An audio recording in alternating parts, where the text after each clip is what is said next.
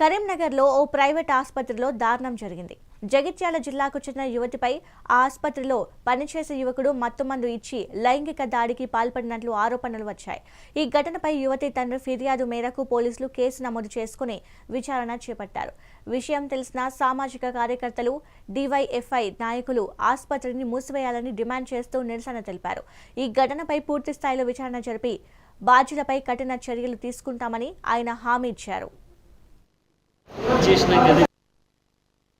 Karimnagar 3 town PS లిమిట్లో ఉన్న దీపికా హాస్పిటల్లో admit అయిన ఒక విక్టిమ్తో రేప్ జరిగింది. ఇట్లా కంప్లైంట్ మనకి వచ్చింది. కంప్లైంట్ వచ్చిన తర్వాత మన టీం అక్కడ వెళ్ళి సీన్ సెక్యూర్ చేసి ఇన్వెస్టిగేషన్ స్టార్ట్ చేశారు. దీంట్లో మెయిన్ అలిగేషన్ ఏంటి అంటే victim was admitted in hospital for fever treatment, typhoid fever treatment.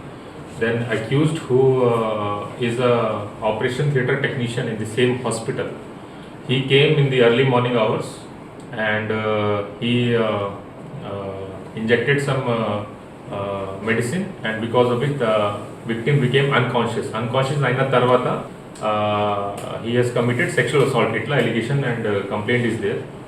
Mani complaint vachina tarvata అక్కడ సీసీటీవీ ఫుటేజ్ సీన్ సెక్యూర్ చేసాము అండ్ సీసీటీవీ ఫుటేజ్ వెరిఫై చేసాము. దీంట్లో it was visible that accused went and he close the curtains and then what happened inside still we are verifying.